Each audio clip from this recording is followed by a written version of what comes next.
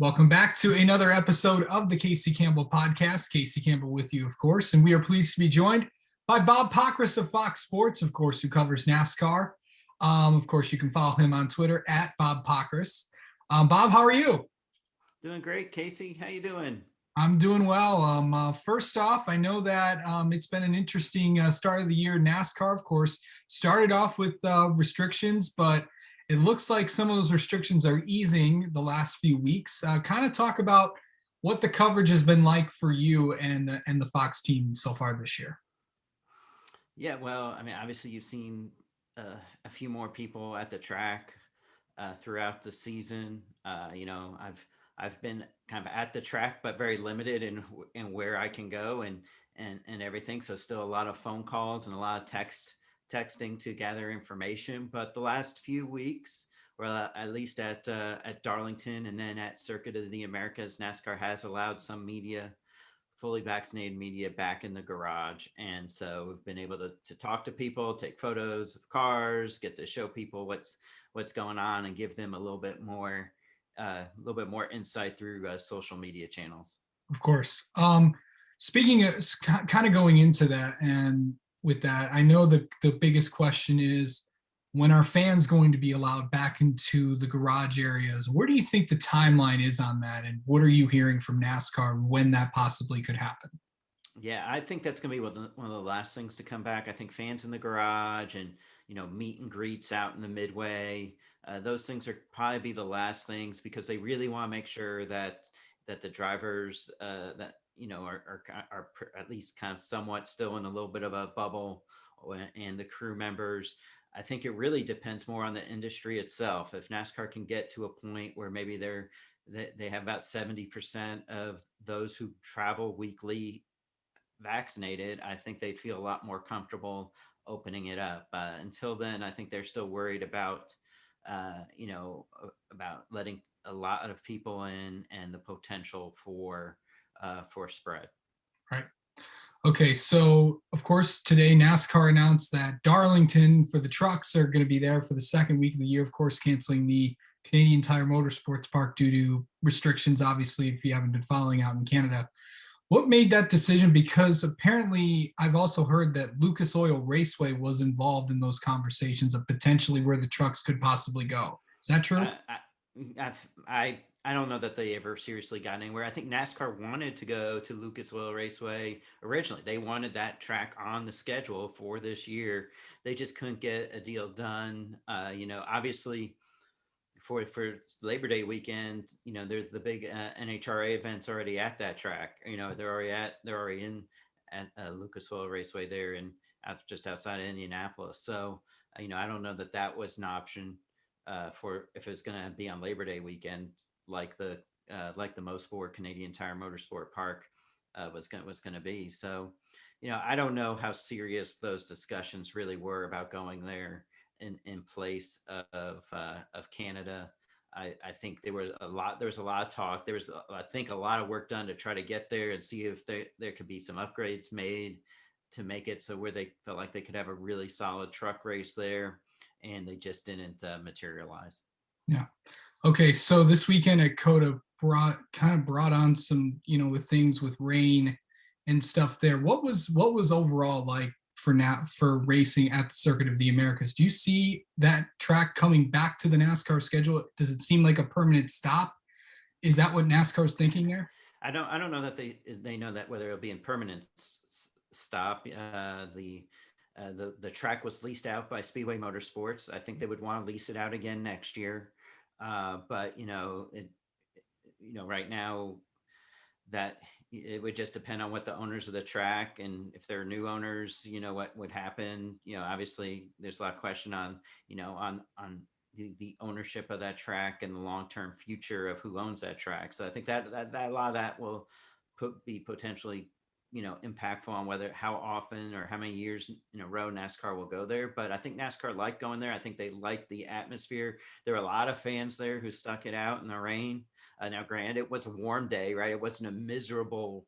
Yeah. As long as you didn't mind getting wet, it wasn't like it was cold, freezing wet. That was, that would be miserable potentially, like at some other races where there's been rain. This was, it wasn't a bad experience. I don't think for a lot of fans. I think they also saw, you know, when it was not raining and just damp or a very light drizzle, you saw a lot of coming and going by drivers because it equalized the field. It wasn't like the Xfinity race where one driver really got out front and and and nobody had anything for him, right? The truck race, you saw a great battle for the win in the wet, and so I think there was some hope for that on the Cup side, but what, man, as much rain as there was, it was just too the spray was too bad, and the drivers couldn't see, and you saw what happened. It just was not suitable for racing.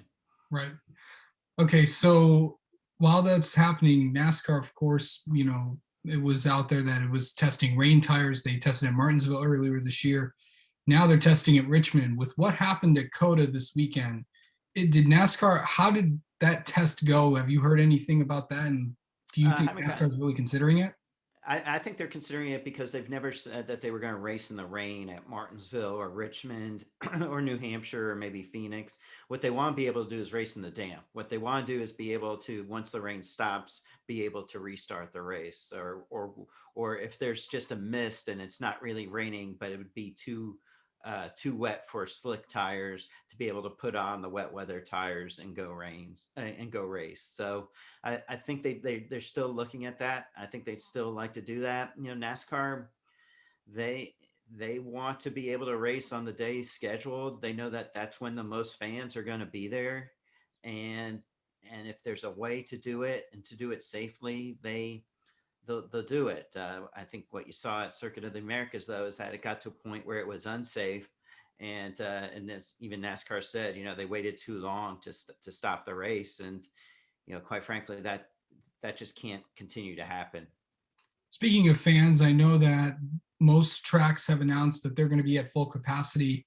Have you heard any? I know Sonoma's, if I'm not mistaken, Sonoma will still have restrictions based on California state restrictions. But other than that, out of the tracks that have announced yet, are we possibly going to be seeing full capacity crowds at most of the races going forward? Yeah, I would think most. I think Sonoma's around 30%, and they still have some social distancing rules, so they won't be full capacity. I think there's probably some questions about Watkins Glen and how many people they'll be allowed to have. I mean, it's a huge facility, right? They could put, Yeah. so we'll see there. But I think pretty much everywhere else, I think most people are expecting full capacity. Maybe Michigan is still a little bit of a question on on how things are definitely much better in Michigan now than they were a month Yeah. ago. But maybe a kind of a wait and see what happens there. Okay, so Governor Whitmer, the governor of Michigan, just announced that, of course, outdoor capacity limits will be gone in by June 1st. July 1st, indoor capacity and also indoor capacity limits will be at 50% starting June 1st. Out and then on July 1st, there would be no COVID restrictions. So kind of basing on there. So we haven't Yeah, it heard should from the be. track yet. So The track hasn't announced anything, but based on that, you would think that they'd have a good chance of selling of having all their seats available. yeah, of course.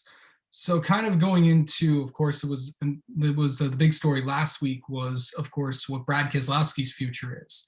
Of course, it was reported that he was offered by Roush Fenway to go to the six car with an ownership stake and possibly go to a new team called Roush Fenway Keselowski Racing. Of course, we won't be hearing from them until maybe August, September of typically when these deals get announced. So kind of explain how silly season kind of works for people that may not understand it. Well, they do, but not as much as us reporters do. Yeah, well, so Brad, he probably has some clauses in his contract of what he can say or what he can do. So he's probably waiting for some of those deadlines to pass before he speaks publicly. But he will be going to Roush Fenway Racing next year. He will have some sort of ownership stake in it. That you know this isn't like Stuart Haas where Tony Stewart was given half the team. This is not that type of situation. I mean, Brad's gonna race. Busher is also under contract, so it's a question of do they start a third car for Ryan Newman? I mean, I think it's possible, but not likely. So what does Ryan Newman do? He has to decide. Does he retire or does he continue racing? And if so, where could he go? And of course, everything is based on sponsorship and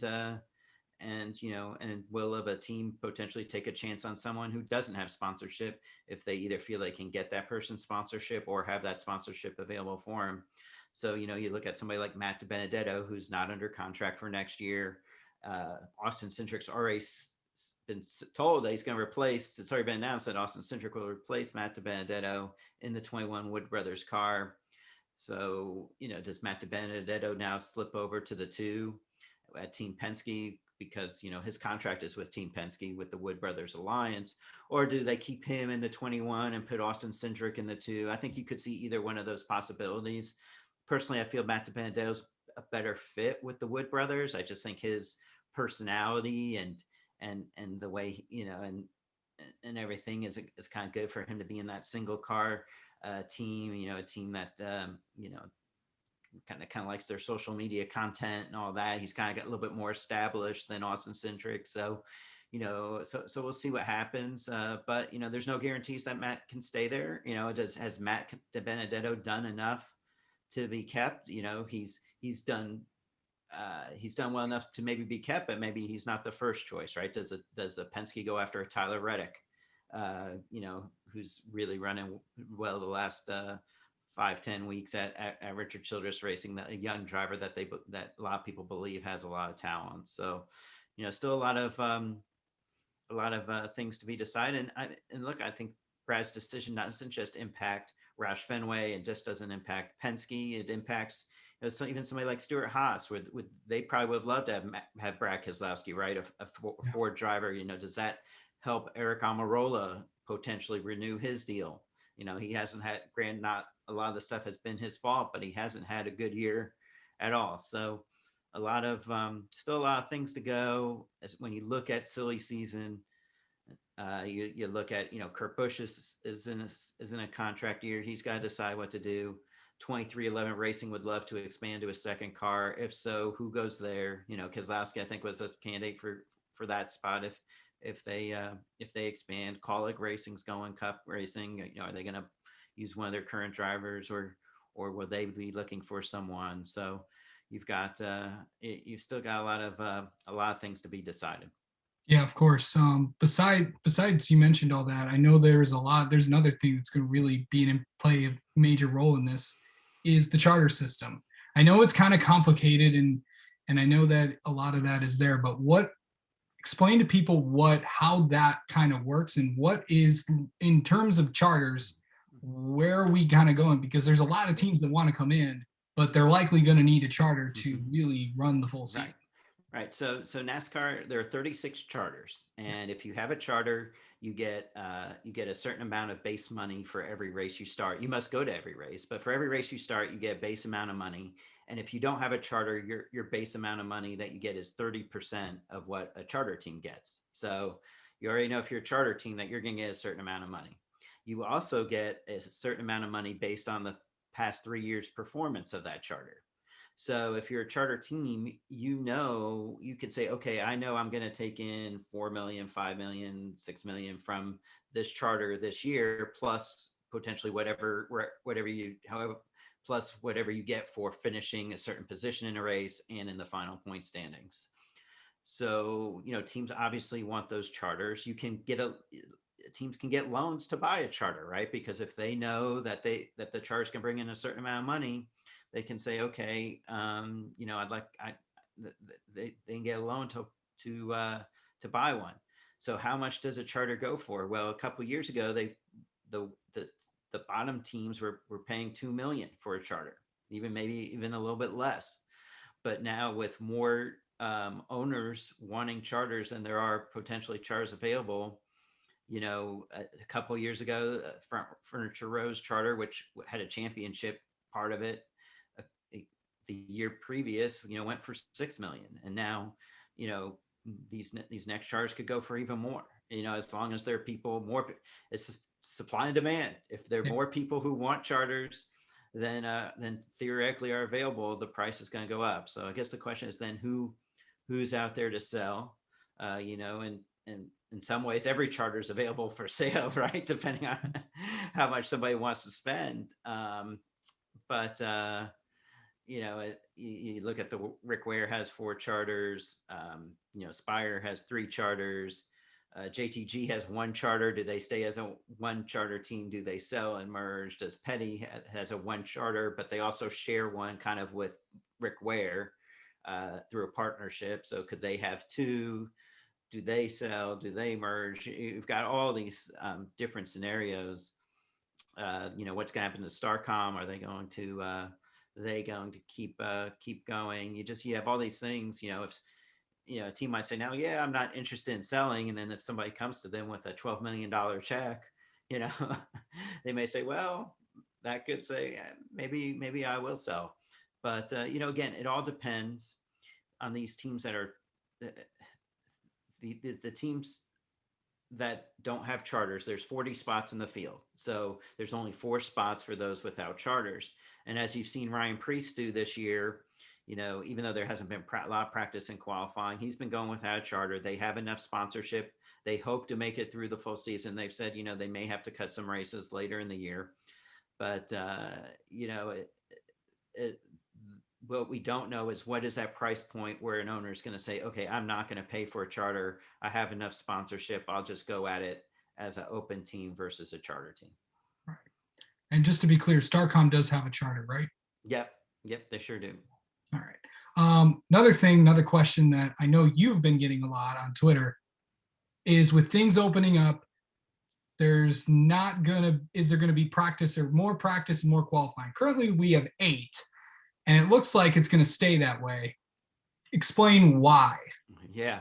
I mean, never say never. I mean, NASCAR can change their mind, but they told the teams at the beginning of the season there'd be 8 practices or 8 races with practice and qualifying. And if you have practice and qualifying, the teams want to be able to bring a backup car, and that means time in the shop to build the car, and of course expense.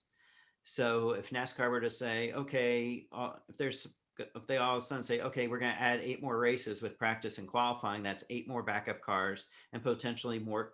So that's more money spent that they weren't expecting to spend. And you charge your sponsors the amount of money that you think that you budget that you're going to spend. So it's not like, okay, just build new cars. It's not that simple.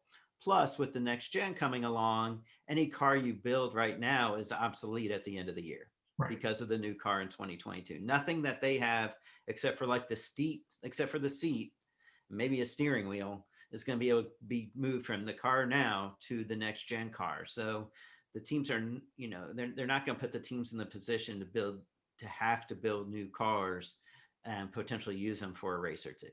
Okay, so kind of going into that, you talked about the next gen cars coming into the sport. What happens with the Gen 6, Gen 5 cars? Because we kind of faced this, in 2012 and kind of also in 2007 when they transitioned from the Gen 4 to the COT, which of course is also the Gen 5.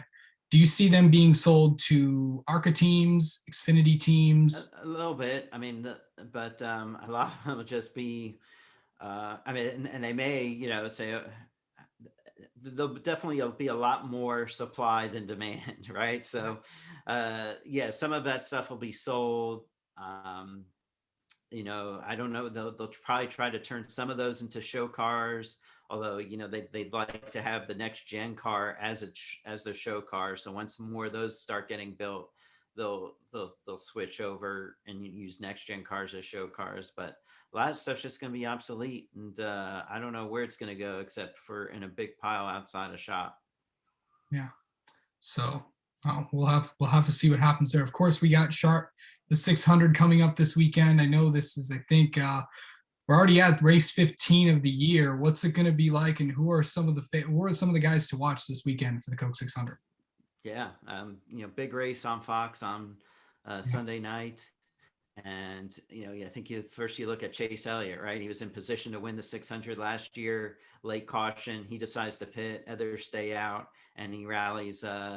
He rallies to come across third, and then finishes second after Jimmy Johnson gets gets DQ'd, and then he comes back a few days later and wins the 300-mile race. A few days later at Charlotte, so he's going to be one to watch. Martin Truex always is one to watch at uh, at Charlotte. And then, yeah, I'll tell you one other guy you're gonna have to watch is Alex Bowman. He led over 200 laps combined in the 2 races there last year. He won 3 of the kind of the 5 early stages. Yeah, in combined in those 2 races. He's going to be as much as people want to say Chase. If you're looking at a Hendrick guy, Bowman's going to be tough, and I think everybody's going to say Kyle Larson, as well as he's been running. He's gonna be hard to beat too. All right. Bob Pockrass from Fox Sports, thank you so much for coming on. And well, let's have you on again sometime to talk whatever else is going on in the sport. Sounds great, Casey. I enjoyed it.